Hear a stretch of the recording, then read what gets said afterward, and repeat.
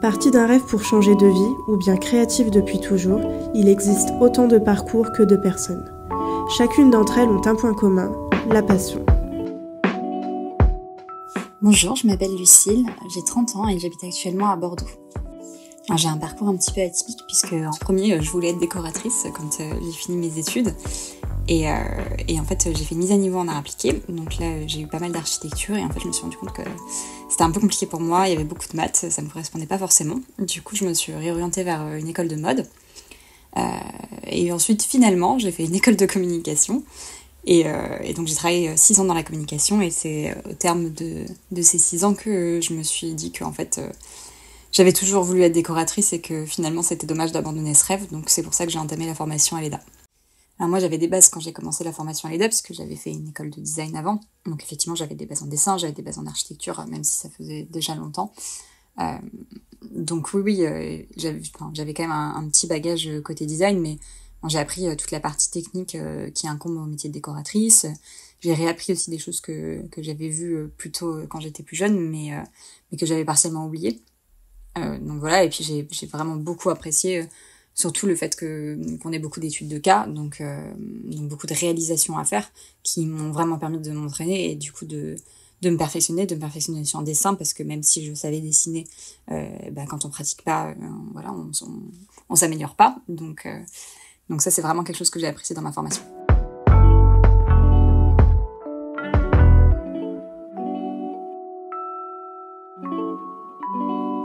Donc quand j'ai entamé la formation à l'EDA, c'était le Covid. Moi, j'avais un travail, j'étais en CDI dans la communication. Et en fait, on avait une charge de travail qui était diminuée. Du coup, je me suis dit que c'était le moment de faire cette formation. Et j'ai choisi de la faire à distance tout simplement pour pouvoir gérer ma charge de travail, pour pouvoir la faire le soir, le midi, pendant mes pauses, puisque du coup, j'étais en télétravail, donc plus disponible que d'habitude.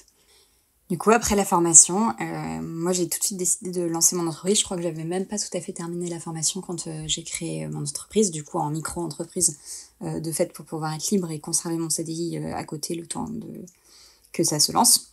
Donc c'est là que j'ai créé mon entreprise qui s'appelle Lucille Anne Studio, donc comme mon nom.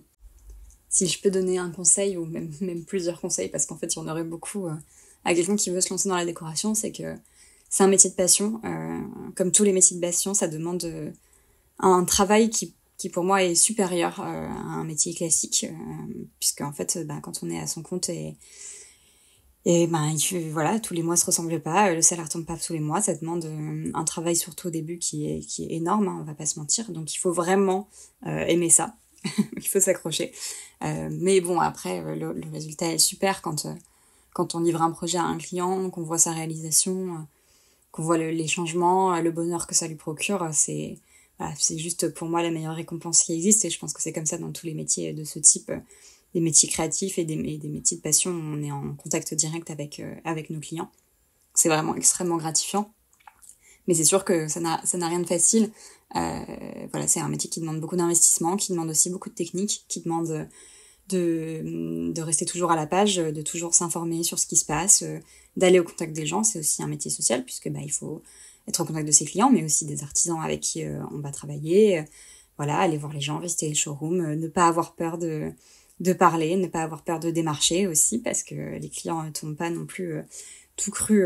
Ça arrive des fois, mais bon, souvent il faut quand même aller les chercher. Donc voilà, ça c'est mes quelques conseils pour quelqu'un qui souhaiterait se lancer, mais en tout cas, allez-y, foncez, parce qu'il y a vraiment pas de plus beau métier au monde.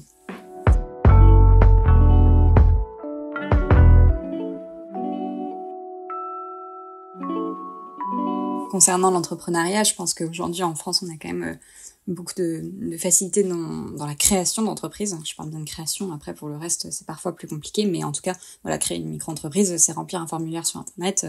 Vous recevez chez vous un petit papier qui dit que vous êtes directeur de votre entreprise. Donc c'est très facile. Après, c'est sûr que y a plein de choses sur lesquelles il faut quand même se renseigner, de manière juridique, comptable, comment est-ce que ça fonctionne. Mais bon, aujourd'hui, vous avez quand même beaucoup d'outils. Sur le site du gouvernement, il y a beaucoup d'outils aussi pour comprendre comment fonctionne une entreprise. Donc moi je suis en micro-entreprise, je peux pas me prononcer sur d'autres entreprises, d'autres types d'entreprises qui sont plus complexes et qui du coup nécessitent peut-être des aides extérieures, mais en tout cas, Pour la micro, voilà, c'est une première entreprise qui fonctionne bien quand on ne fait pas encore des gros chiffres d'affaires. Après, il faut passer sur autre chose. Mais voilà, pour moi, c'est assez facile. Il faut pas en avoir peur, en tout cas, parce que franchement, ça se fait bien. Et puis, vous avez aussi des entités, notamment la Maison de l'Emploi, qui est présente dans chaque ville, qui peut vous aider dans la création de votre entreprise. Donc, n'hésitez pas à les contacter. C'est un service de l'État et c'est gratuit. Aujourd'hui, j'ai vraiment vocation à étendre mon travail sur la région bordelaise, puisque avant ça, j'ai passé 8 ans à Paris. Donc, pour l'instant, j'ai plutôt une base de clients en région parisienne. J'ai fait beaucoup de travail à distance. Donc, en fait, j'ai un peu des clients aussi dans le reste de la France. Mais voilà, moi j'aimerais vraiment développer la région bordelaise pour pouvoir faire du suivi de chantier du coup sur place, être présente aux côtés de mes clients et les accompagner de A à Z sur leurs projets de décoration et d'aménagement. Donc voilà, je suis à mon compte, toute seule dans mon entreprise, je gère mes clients toute seule. Au début, j'ai eu la chance d'avoir des clients par bouche à oreille, donc des connaissances, des amis d'amis, etc. Et puis j'ai aussi tout de suite pris la peine de développer beaucoup mes réseaux sociaux, donc notamment Instagram, qui m'a apporté assez rapidement des petits clients par-ci par-là.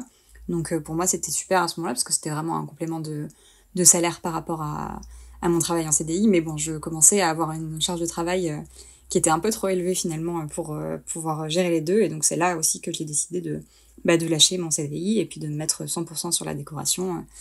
Donc là, c'était ça fait un an, un peu plus d'1 an que je suis complètement sur la déco. Je travaille principalement sur des projets particuliers. C'est ce que j'apprécie le plus parce que je trouve que c'est plus intéressant, en tout cas pour moi, de travailler vraiment sur la personnalité des propriétaires.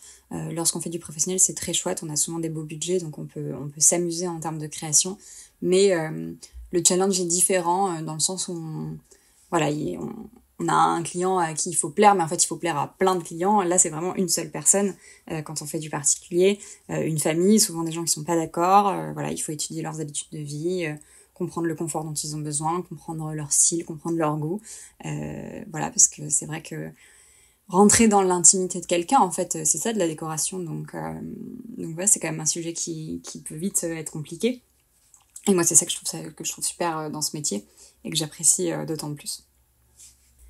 Voilà, merci de m'avoir reçu aujourd'hui et de m'avoir écouté. J'espère en tout cas que ça a conforté les élèves qui sont déjà à l'EDA ou dans leur choix de parcours, et puis que ça a donné envie à d'autres de se lancer. Je peux que vous encourager dans cette voie en tout cas. Rendez-vous très prochainement pour découvrir de nouvelles histoires avec l'EDA, l'école d'art appliqué à distance.